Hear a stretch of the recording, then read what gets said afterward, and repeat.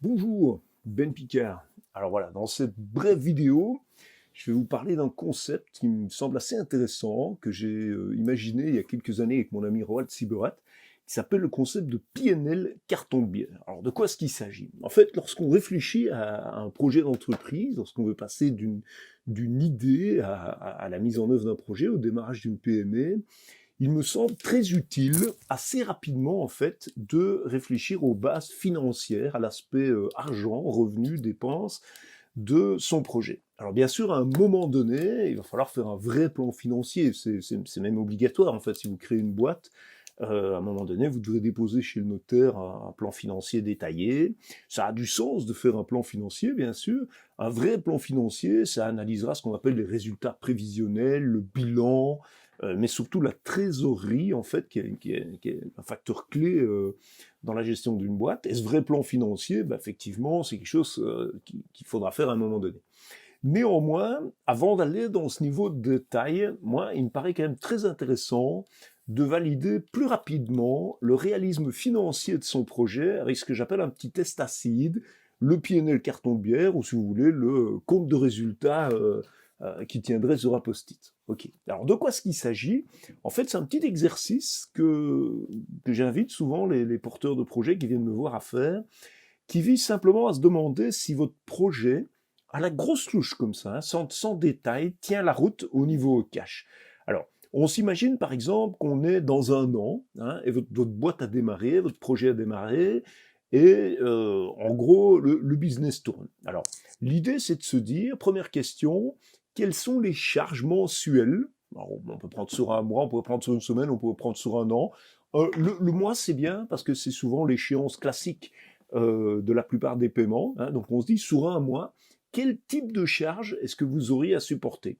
Alors les charges classiques, c'est ce qu'on appelle les frais fixes, c'est typiquement celles qui vont tomber tous les mois. Si tout va bien, bah, vous devez vous payer, vous avez un salaire. Alors l'idée n'est pas ni d'exagérer, hein, se dire oh, je gagne 15 000 euros net par mois, hein, ni de se dire oh, je peux m'en tirer avec 300-400. Il faut essayer de trouver un montant qui est raisonnable en fonction bah, de votre âge, de votre situation familiale, des charges, etc. Donc il faut ni aller vers le haut ni aller vers le bas.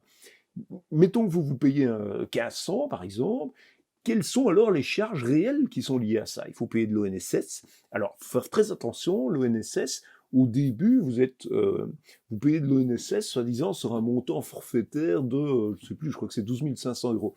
Faut pas payer cet ONSS-là. Il faut essayer d'avoir l'ONSS correspondant au vrai montant, hein, sinon 2 ans plus tard, vous vous trouvez avec une correction d'ONSS qui peut être assez méchante. Donc, quelles sont vraiment les charges d'ONSS? Quel est le précompte que vous devez payer? Est-ce que vous avez des assurances, par exemple? Est-ce que vous avez des charges locatives? Vous louez des bureaux? Est-ce que vous avez des frais de voiture? Est-ce que vous avez d'autres charges? Vous devez amortir ou payer un ordinateur. Il faut imaginer un amortissement. Par exemple, se dire, bon, j'ai acheté un ordinateur 2000 euros, je vais m'en servir 2 ans, donc virtuellement, c'est 100 euros par mois d'ordinateur que je devrais théoriquement supporter, même si la sortie de cash s'est faite avant. Qu'est-ce que vous payez comme Internet? Qu'est-ce que vous payez comme GSM? Qu'est-ce que vous payez à votre comptable? Si vous regardez l'ensemble de ces charges, bah, vous arrivez à un certain montant que pratiquement en moyenne, vous devez sortir tous les mois. Même si votre comptable ne vient que tous les 3 mois, forcément, ce mois-là, vous payez plus que d'autres. Deuxième question, quels sont vos revenus? Qu'est-ce que vous vendez? Alors, si vous êtes prof de yoga, bah, vous vendez des heures de yoga. Si vous êtes, je sais pas moi, vous avez un fruit cut, bah, vous vendez des cornets de fruits. Donc, selon l'unité, l'objet que vous vendez, bah, il y a des frais, évidemment. Hein. Un cours de yoga, peut-être que vous devez louer une salle, vous payez 10 euros de l'heure, vous mettez 10 élèves, et chaque élève paye 11 euros. Donc la marge sur chacun des élèves, si vous avez 10 élèves à 11 euros, c'est 110 euros, mais vous louez une salle 10 euros, donc il ne vous reste que 100 euros de l'heure. Donc la question, c'est à partir de vos revenus, quelle est la marge dont vous disposez? Et alors du coup, ce qui fait souvent coup de massue, c'est combien de fois est-ce que vous devez vendre votre produit ou service si vous devez couvrir l'ensemble de vos frais fixes. Et très exactement, essayez même d'imaginer ça en 10 ou 11 mois. Si vous voulez prendre un mois de congé, bah, ça veut dire que les 11 autres mois de l'année doivent couvrir l'ensemble des frais. Et la question, c'est, une fois que vous vous rendez compte effectivement du nombre d'heures de cours de yoga ou de paquets de frites que vous devez vendre? Est-ce que ça vous paraît compliqué, réaliste?